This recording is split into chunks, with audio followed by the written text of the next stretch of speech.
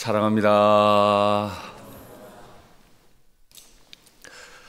신문을 통해 확인하셨는지 모르겠는데요. 어제 신문입니다. 국민일보에 난 기사인데 중국에서 가장 큰 가정교회 이름이 시온교회입니다. 시온교회.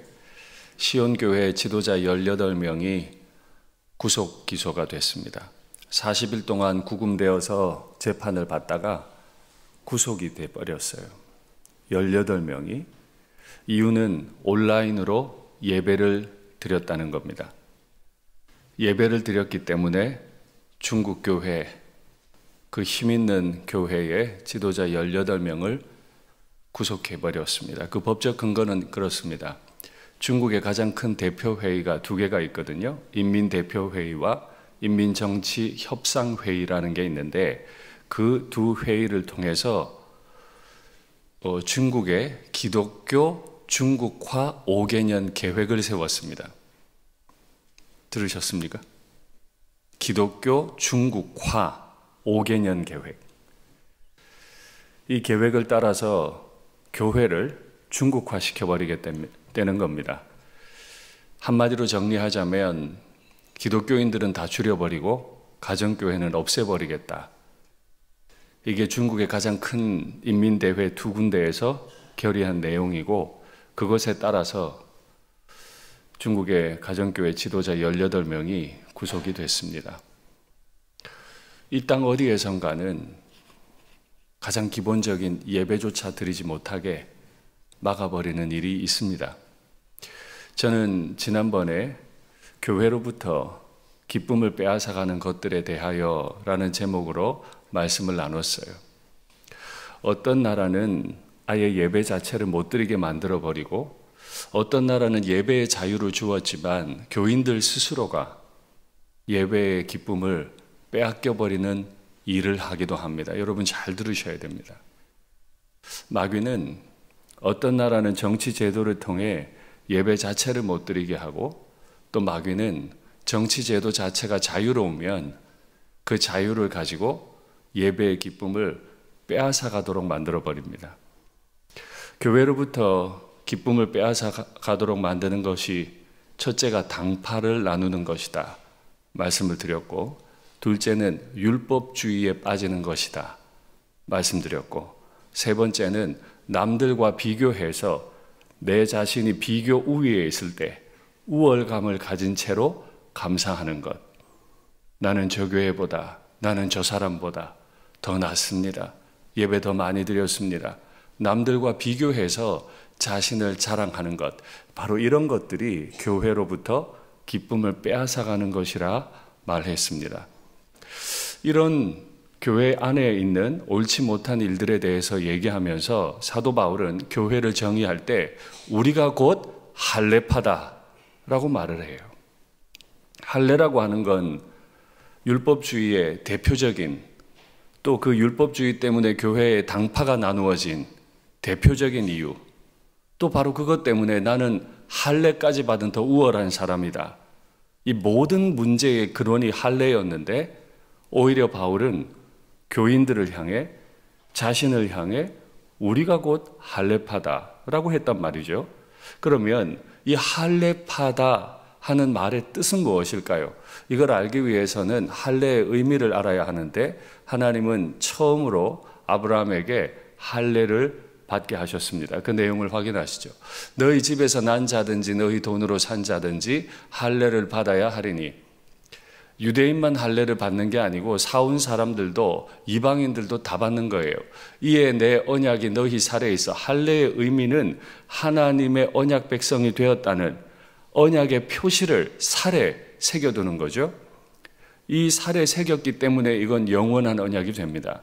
하나님은 자신의 백성을 선택하시면 어떤 일이 있어도 그 백성을 포기하지 않으시죠. 할례를 받지 아니한 남자 곧 포피를 베지 아니한 자는 백성 중에서 끊어지게 될 거다. 그 백성 가운데 살면서 의도적으로 할례를 거부하면 그 사람은 하나님이 끊어버린다는 거예요. 그 자신이 하나님 백성 되기를 끊임없이 거부했으니까 하나님도 그를 버리시겠다는 거죠. 그가 내 언약을 배반하였음이니라. 라고 사도 바울은 이 할례 언약을 끌어서 가지고 오게 되었습니다. 이 할례 가운데서 사도 바울은 이 할례의 의미가 하나님의 영원한 언약이었다라고 분명히 말을 하는데요. 할례에 대해서 우리가 조금 더 살펴볼 필요가 있겠습니다.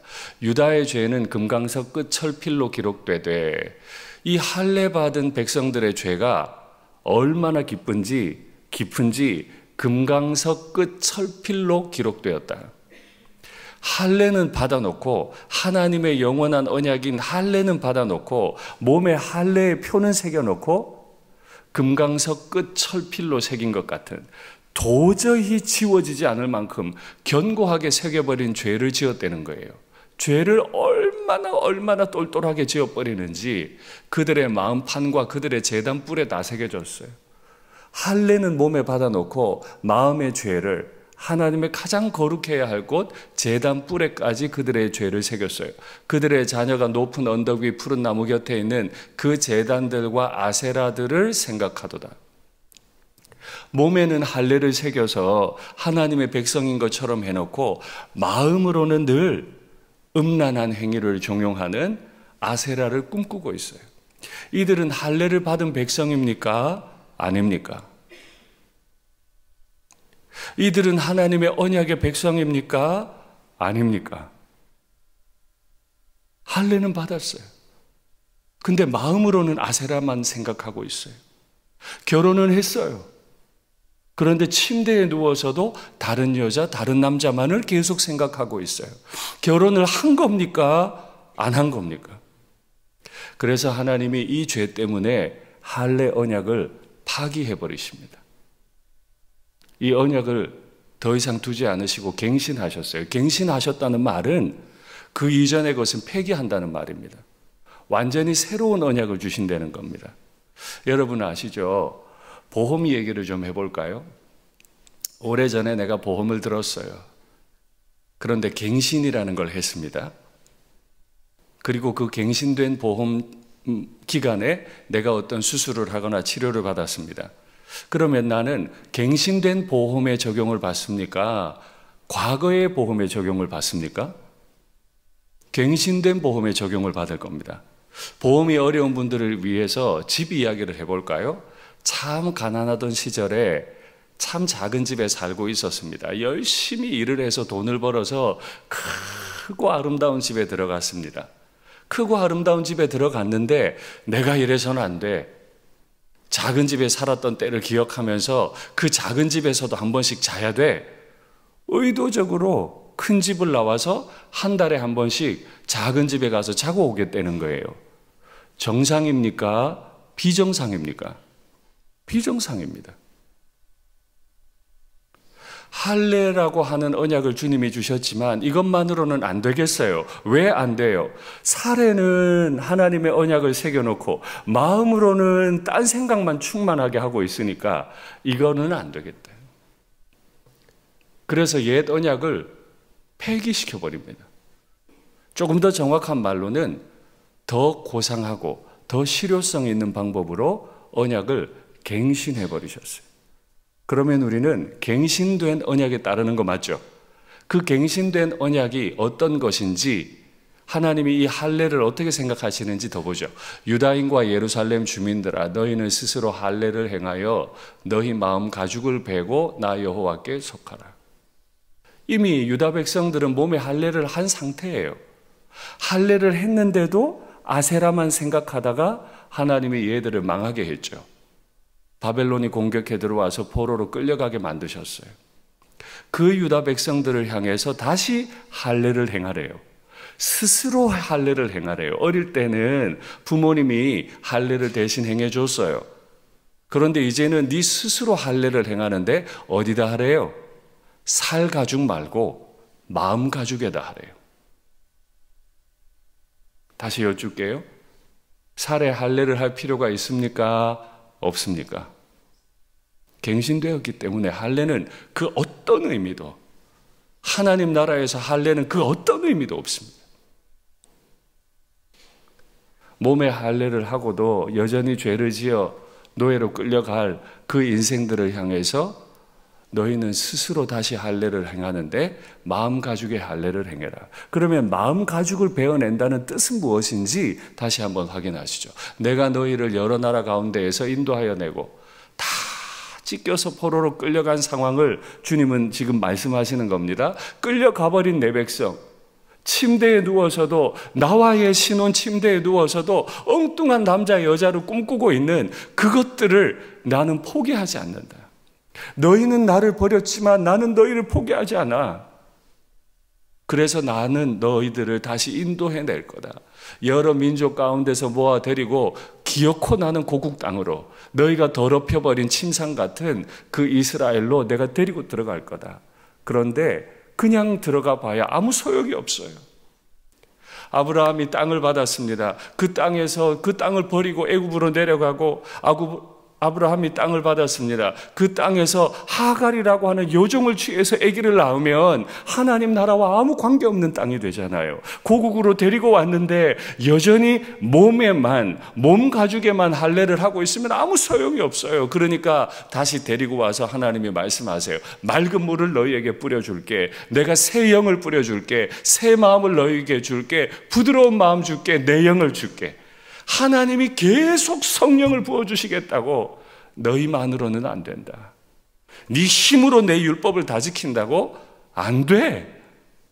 할례를 받고 겉으로는 율법 지키는 척해도 속에는 하나님과 전혀 상관없는 꿈들을 꾸고 있으니 그걸로는 안 돼. 내가 성령을 너희에게 부어주마. 성령을 부어서 그 성령의 능력으로 내 율례를 행하게 하리니 너희가 내 규례를 지켜 행할지라.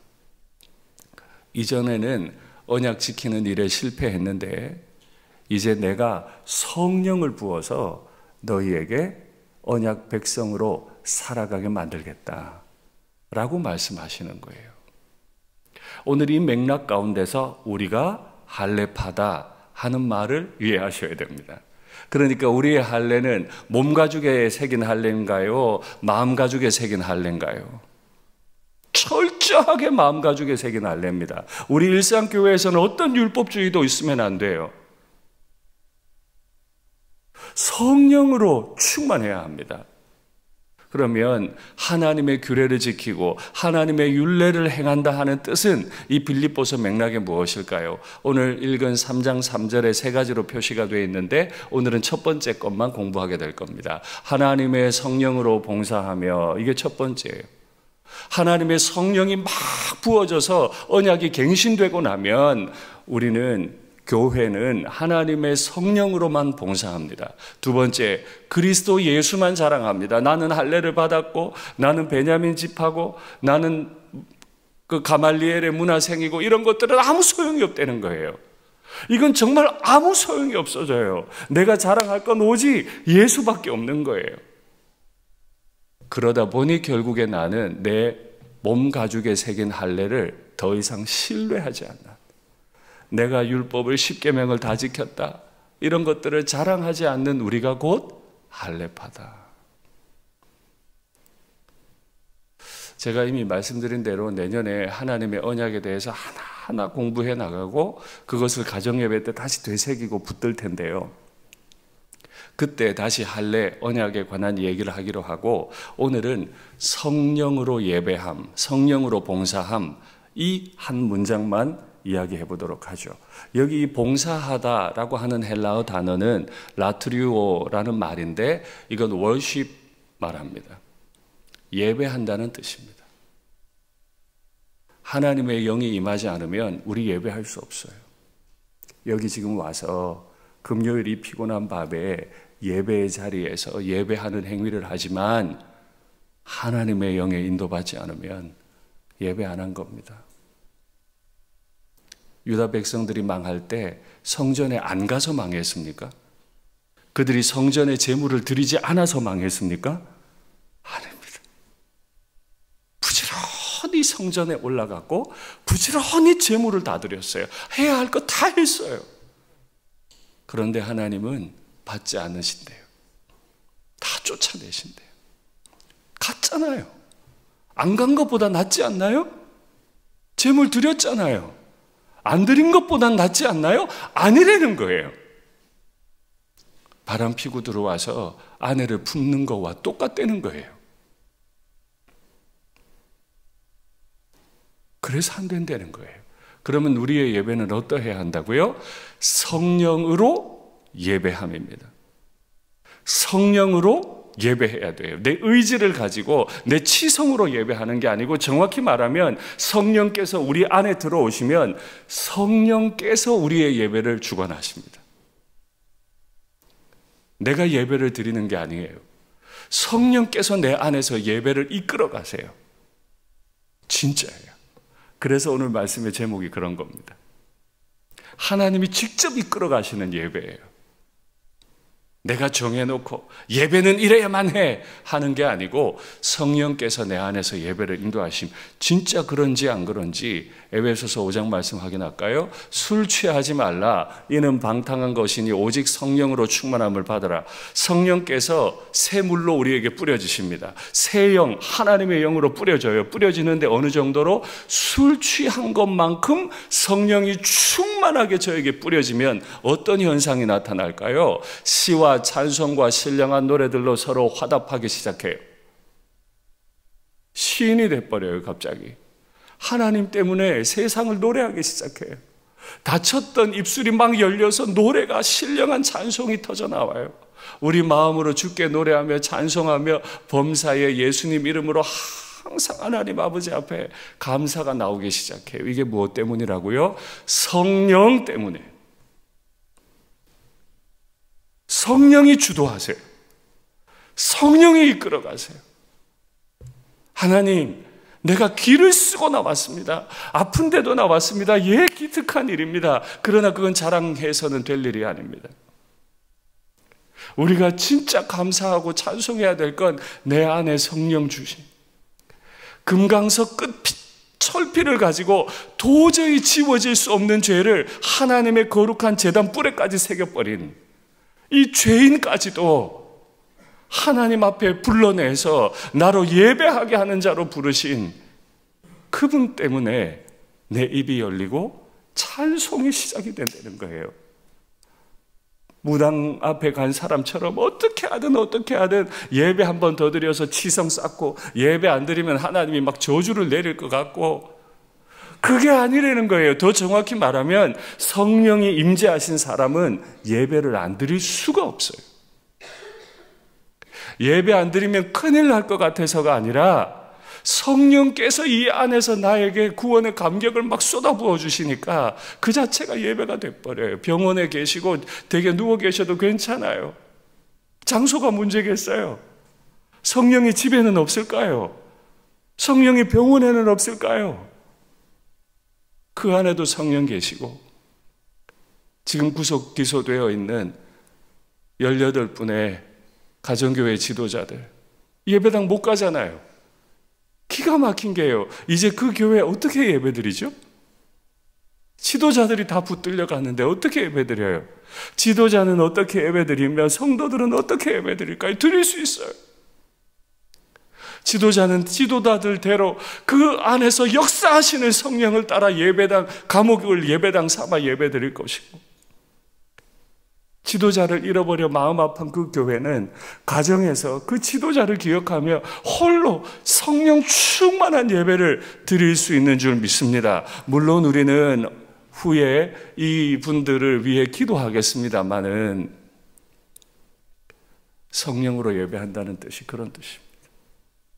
우리가 예배 드리는 거 아니고, 우리가 치성을 드리는 것도 아니고, 안 드리면 저주받을 것 같아서 예배당 나오는 것도 아니고, 내 안에서 역사하고 계시는 하나님 때문에 자꾸 찬송하고 싶고, 자꾸 노래하고 싶고, 나만 노래하는 게 아니고 형제의 노래에 내가 답가를 부르는, 서로 화답하는 노래를 부르고 싶고, 하나님 생각만 해도 감사해서 하나님 앞에 감사합니다 하는 예배. 이게 성령으로 예배한다는 거죠. 그러면 성령으로 예배한다고 할 때 또 다른 의미가 하나 더 있습니다. 보죠. 이는 그로 말미암아 우리 둘이 한 성령 안에서 아버지께 나아감을 얻게 하려 하십니다. 원래 유대인과 이방인은 극과 극이죠. 도저히 하나 될 수 없죠. 하나님이 우리 마음에 부어지시면, 성령이 우리 마음에 부어지시면 성령 안에서, 그러니까 성령 밖에서는 예배가 안 된다는 거예요. 성령 밖에서는 예배가 안 돼요. 아무리 예배 행위를 해도 그건 하나님의 예배로 안 받는 거예요.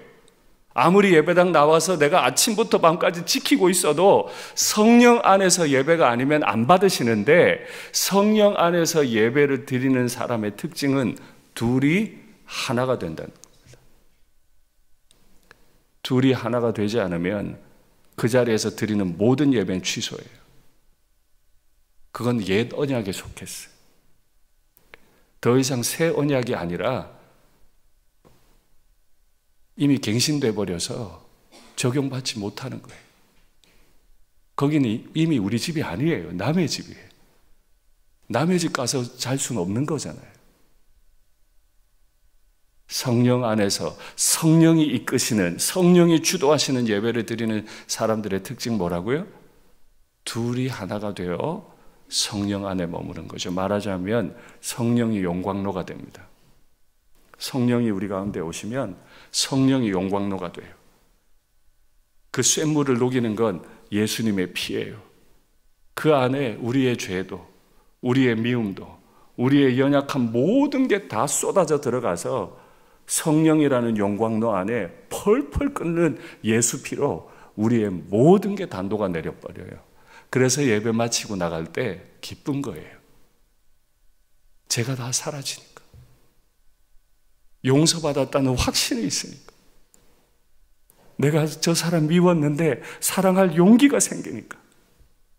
다시 한번 사랑하고 싶은 용기가 생기니까. 만약에 예배를 드려도 이런 마음이 없다면 주님 앞에 기도하셔야 돼요. 주여, 성령을 내게 부어주십시오. 성령을 부어주십시오. 성령이 아니고 도무지 예배를 드릴 수가 없다는데 주여, 주여 도와주십시오. 교회들마다 이 생각들을 자꾸 놓치니까 미워하면서도 예배드려요. 마치 유다 백성이 몸 가죽에 할례 받고 마음으로 아세라 생각하듯, 하나님 앞에 와서 번제물 다 드리면서 태양신을 숭배하듯, 주일 지키고 금요일 지키고 다 이 자리에 나와 있지만 마음으로는 갈고리 하나씩 있어서 서로 미워하고 있으면 그 예배는 가증한 예배이고 하나님이 받지 않으시는 예배, 드릴수록 하나님이 마음 힘들어지는 예배라. 우리의 예배의 결과는, 하나님이 이끄시는 예배는 철천지 원수같이 지냈던 둘이 하나로 녹아 들어가는 예배라. 우리는 이런 예배를 드릴 수 있으면 좋겠습니다. 성령께서 이렇게 예배하는 공동체를 사용하시는데, 이렇게 성령 안에서 예배할 때 성령께서 일하기 시작합니다. 사람이 일하는 게 아니에요. 사람이 계획을 세워놓고 일하는 게 아니고, 성령의 용광로 안에 녹아 들어갈 때, 교회가 진짜 그렇게 될 때 진짜로 하나님이 일하기 시작하세요. 사도행전의 안디옥 교회 볼까요? 주를 섬겨 금식할 때 성령이 이르시되, 성령이 말씀하세요. 성령이 말씀하세요. 안디옥 교회가 계획을 세운 게 아니에요. 성령이 말씀하세요. 내가 불러 시키는 일을 위하여.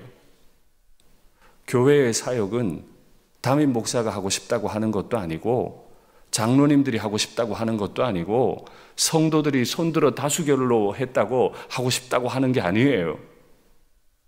우리 모두는 성령에 수종드는 사람일 뿐이고, 성령이 부르셔서 시키는 일을 하는 거예요.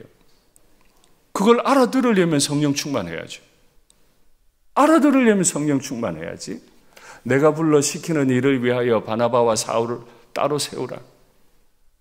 무슨 일을 할지도 성령이 말씀해 주시고요. 누가 이 일을 할지도 성령이 말씀하세요. 성령이 세우셨다는 확신이 있어야 돼요. 나랑 친하다고, 적합해 보인다고 불러 세우는 거 아니에요. 진짜로 그 사역을 성령께서 지시하셨는가? 진짜로 그 사람을 성령이 세우기 원하셨는가? 그렇게 하지 않는 건 사고가 자꾸 나요. 교회 안에서 자꾸 사고 나요. 하시니 이에 또다시 엎드려 금식하고 기도합니다. 예배 중에 성령 기다렸다가 성령의 음성 듣고 또다시 성령의 인도를 받기를 원해서 금식하고 기도해요. 두 사람에게 안수하여 보냈다. 우리의 예배의 결과로 우리의 마음 속에서 얘야, 너는 너의 가정에서 이런 일들을 해보거라. 너는 세상의 소금과 빛인데 이런 말들을 해보고 이런 사역을 해보거라. 일산교회 담임 목사야, 너의 그림 그리지 말고 내가 너에게 불러 시키는 그 일을, 내가 너에게 사람을 세우라고 하는 그 사람을 세워라. 이렇게 말씀하신대요. 그렇게 성령으로 충만하게 예배를 드리면 둘이 하나가 되고 성령께서 불러 시키시는 일을 할 수 있게 됩니다. 뿐만 아니라 성령이 충만하면 하나님을 봅니다. 앞선 본문으로 설교할 때도 요한의 글을 인용해서 말씀을 드렸는데 한번 확인하시죠. 어느 때나 하나님을 본 사람이 없으되, 그렇죠, 하나님을 본 사람이 없죠. 그런데 이 말을 한다면, 만일이라는 이 말이 이어붙는다면 하나님을 본 사람이 있다는 소린가요? 우리가 서로 사랑하면 하나님이 우리 안에 거하시고 그의 사랑이 우리 안에 온전히 이루어지느니라. 내 눈으로 하나님을 보지 않았지만 우리가 성령의 인도 따라 서로 사랑하면 하나님을 보는 사람이 됩니다. 성령의 은혜 따라 둘이 하나가 되어서 완전히 사랑하기 시작하면요, 저의 안에 있는 하나님을 여러분이 보시고 여러분의 안에 있는 하나님을 내가 보는 거예요. 저는 우리의 예배가 이랬으면 좋겠어요. 말씀 듣고 찬송하고 기도하고 목사님 안에 계신 하나님을, 또 여러분들 안에 계신 하나님을 우리 서로가 보는 게 즐겁고 고맙습니다. 그의 성령을 우리에게 주심으로. 이게 어떻게 가능해요? 성령을 주심으로. 기억하십시오. 내 인격 가지고 사랑 못합니다. 내 인격 가지고 할 수 있는 건 금강석 끝철필로 그 거룩한 제단뿔과 내 마음에 죄를 새기는 것 말고는 없어요. 잘 기억하셔야 돼요. 난 대단한 사람이 아니에요. 성령이 아니면 안 돼요. 그의 성령을 우리에게 주심으로 우리가 그의 안에 거하고 그가 우리 안에 거하시는 줄을 아느니라. 우리가 하나님 안에 어떻게 거해요? 성령이 오셔요. 성령이 부어주셔요. 참 이렇게 성령이 부어지고 완전히 서로 사랑하는 장면이 출애굽하던 백성들에게 나타난 일이 있습니다. 제가 이 구절을 소개해드리는 걸 늘 기뻐하는데요. 한번 확인하시죠. 모세와 아론과 나답과 아비후와 이스라엘 장로 70인, 이스라엘의 지도자들과 제사장들이 다 올라갑니다. 이스라엘의 하나님을 보았습니다. 하나님 보면 죽는다면서요. 하나님 보면 죽는다면서요. 하나님 보면 죽는다면서요.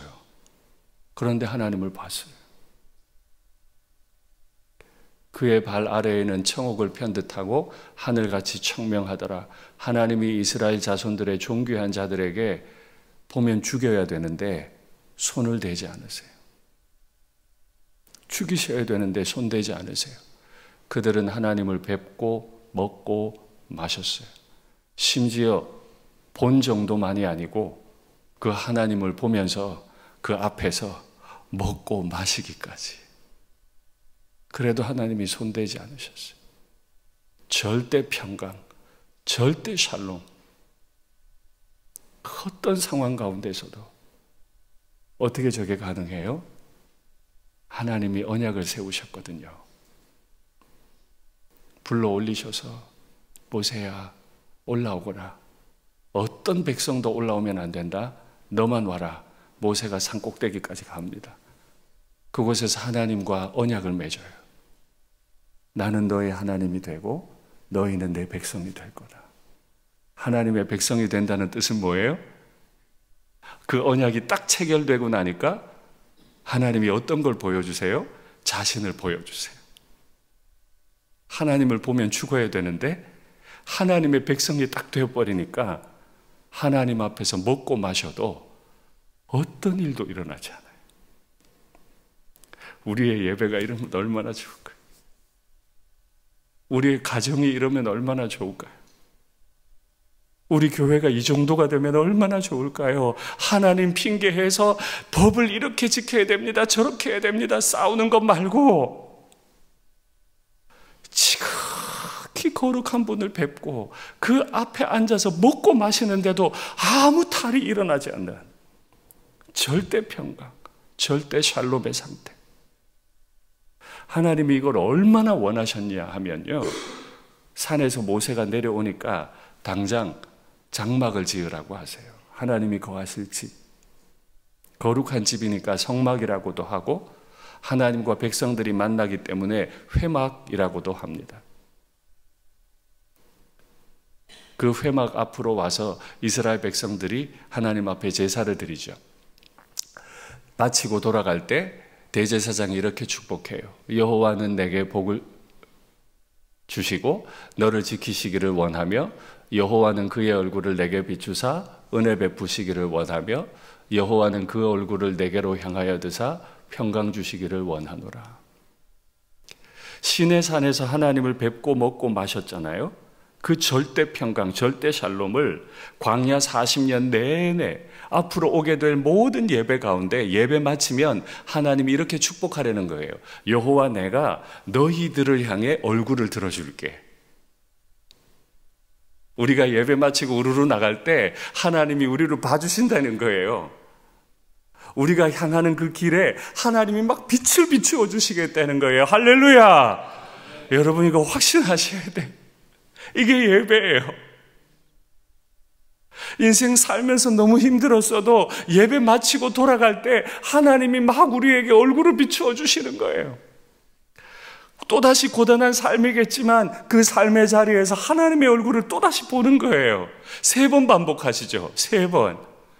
평강 주시기를 원하노라 할지니라 하라. 그들은 이같이 내 이름으로 이스라엘 자손에게 축복할지니 내가 그들에게 복을 주리라. 그날 그 호렙에서 그 백성들을 만나시고 그 백성들이 하나님 앞에서 먹고 마시는 걸 보면서 너무 좋으셨던 하나님이 이스라엘 백성들, 그 회막에서 하나님을 만나고 돌아가는 백성들을 향해서 내가 내 얼굴을 너를 향해 비추어 줄게, 비추어 줄게, 내가 너 향해 비추어 줄게. 예배는 이런 거였어요. 하나님이 너무 기뻐하시는 거, 하나님이 우리의 인생에 빛을 비추어 주시게 만드는 거, 그게 예배라. 이 예배는 그냥 안 됩니다. 성령으로만 됩니다. 그런데 이걸로도 모자랐나 봐요. 하나님이요, 이 회막을 얼마나 소중히 여기시는지 후에 상세히 설명하겠습니다만 회막을 얼마나 소중히 여기시는지 이런 법규까지 만드셨어요. 이스라엘 자손은 각각 자기의 진영의 군기와 자기 조상의 가문의 기호 곁에 치되 12지파들이 다 나누어져 있잖아요. 동서남북 3지파씩 장막을, 자기 장막을 쳐야 되는데 장막을 치되 어떻게 하라고요? 회막을 향하여, 하나님이 그 백성을 만나는 자리, 성막, 장막, 하나님의 장막을 향하여 사방으로 치라. 우리 집 대문을 내는데 어디로 대라고요? 대문 방향을 어디로 하라고요? 장막을 향해. 60만 대군입니다. 대문을 장막으로 향해도 장막이 안 보일 겁니다. 맨 앞에 있는 집이 아니라면 저기 뒤에 있는 집은 장막을 향해 대문을 열어놔도 그 장막이 안 보일 거예요. 하나님의 회막이 안 보일 거예요. 그러나 방향이라도 그렇게 두라는 건 어떤 뜻이에요? 하나님을 만나는 자리. 다시 말하면 하나님이 우리 가운데 오셔서 우리 한가운데 거하시는 걸 아침에 문 열고 나올 때마다 생각하려는 거예요. 이게 안 지키면 죽는 법인가요? 백성들에게 주시는 놀라운 축복인가요? 근데 어떤 사람들은 나는 법대로 내 집 문을 회막을 향하게 지었어. 이걸 자랑하고 다녀. 웃기잖아요. 하나님이 은혜 주시려고 내가 너를 만나러 가마. 내가 너를 만나러 가마. 내가 너를 만나는 자리, 거기에 내가 내 법궤를 두고 그 위에다가 내가 너에게 은혜 베푸는 자리를 두마. 나는 반드시 너를 거기서 만날 거다. 백성들은 그 앞에서 예배드리고 돌아가고 집 대문조차도 회막을 향해 지어놓게 하시는, 철저하게 하나님만 보게 하시는. 그래서 오늘 말씀의 제목입니다. 하나님을 보는, 하나님을 보는. 이게 하나님의 꿈이었어요. 그러면 이 하나님의 꿈은 광야에서 끝나버렸을까요? 그렇지 않습니다. 우리의 예배가 어떻게까지 이어지는지 보시죠. 내가 들으니 보좌에서 큰 음성이 나서 이르되 보라 하나님의 장막이, 지금부터 3400년 전에 호렙에 내려오셔서 이스라엘의 존귀한 자들과 함께 식사해 주셨던 그 하나님, 너희 집 문도 회막을 향하게 하거라 말씀하셨던 그 하나님, 그 하나님의 장막, 그 회막이 사람들, 우리와 함께 있으며 하나님이 그들과 함께 계시리니. 호렙산에서나 광야에서나 우리가 천국 가서나 하나예요. 하나님 만나는 거예요. 그들은 하나님의 백성이 되고 하나님은 친히 그들과 함께 계셔서 모든 눈물을 그 눈에서 닦아주시니 우리 예수님 이런 분이에요. 이 손끝으로 모든 걸 지으신 분이신데 이 손끝으로 그 소경의 눈을 만져주시는 분, 이 손끝으로 나인성 과부 그 독자에 나가고 있는 상여의 손을 대주시는 분. 그러더니 그 손으로 우리가 천국 가면 우리 눈에 눈물을 다 닦아주시는 분. 다시는 사망이 없고 애통하는 것이나 곡하는 것이나 아픈 것이 다시 있지 아니하리니 처음 것들이 다 지나갔습니다. 우리의 예배는 이걸 사모하는 겁니다. 우리의 예배는 우리 눈에서 눈물 닦아주실 분, 내가 주님 나라 위에 어떤 헌신을 했는지, 믿음 지키려다가 어떤 용들에 의해 내가 죽임을 당했는지 다 아시기 때문에 내 눈물 닦아주시는 그 하나님을 만나는 장막, 하나님의 장막, 천국으로 우리가 갈 걸 소망하는 것이 성령 안에서 드리는 예배죠. 지금도 중국의 감옥에 갇혀 계신 그 중국 가정교회 지도자 18분이 그 감옥에서 이런 예배를 드릴 수 있기를 기도하면 좋겠습니다. 빨리 풀려나기를 위해서 기도할 뿐만 아니라 오늘 이 밤을 보내야 한다면 그 자리에서 눈물 닦아주실 주님, 그 감옥에서 만나주실 주님, 그 감옥을 회막으로 만들어주시는 주님. 그래서 바울과 실라가 찬송했던 거 아닙니까? 그 감옥에서 하나님 만났기 때문에, 그 감옥에서 성령 충만했기 때문에 하나님을 찬송할 수 있었던 거 아니에요? 마지막 구절 보시죠. 그렇게 이스라엘의 존귀한 자들에게 손대지 않으셨던 하나님이 다시 저주가 없으며 하나님과 그 어린 양의 보좌가 그 가운데 있으리니 그의 종들이 그를 섬기며 그의 얼굴을 볼 터이요. 호렙에서 자신을 보이셨던 하나님이 천국에서 다시 보이세요. 그의 이름도 그들의 이마에 있으리라. 다시 밤이 없겠고 등불과 햇빛이 쓸데없으니 이는 주 하나님이 그들에게 비치십니다. 그들이 세세토록 왕노릇하리로다. 하나님 앞에 제물 들고 와서 성막에서 제사 지내고 돌아가던 백성들을 향해 그 얼굴을 내가 너에게 비추어 주마. 내 얼굴을 확 들어서 가는 너의 앞길을 비추어 주마. 뜻이 뭐라고요? 왕노릇하거라. 죄의 종노릇하지 말고 이제 또 돌아가는 너희의 자리에서 왕노릇하거라. 너희 가정이 세상의 왕가와 같거라. 일상교회야, 너희 교회가 세상의 왕과 같거라. 축복하시는 분. 이 일을 위해 말씀이신 하나님의 아들이 우리 가운데 장막이 되어 오셨다고 요한은 말합니다. 말씀을 맺겠습니다. 우리는 아무리 노력해도 몸에는, 살가죽에는 흔적을 남길 수 있지만 내 마음을 바꾸지는 못합니다. 그래서 하나님은 언약을 바꾸어 버리셨어요. 더 나은 언약으로 바꾸어 주셨어요. 내 살 요만큼 떼는 언약이 아니고 하나님의 아들의 살 전부를 찢어버리는 언약. 그 하나님의 아들의 공로를 믿는 자에게 성령 부어주셔서 이 꿈을 꾸게 하시는 분. 우리의 예배는 성령으로 드려지는, 성령께서 이끄시는, 성령께서 깨닫게 하시고 알게 하시는 그런 예배가 되면 좋겠습니다. 우리 가정에서 부모와 자녀가 서로 이 하나님을 노래하고 찬송하고 고백하는 그런 거룩한 믿음의 가정 되면 좋겠습니다.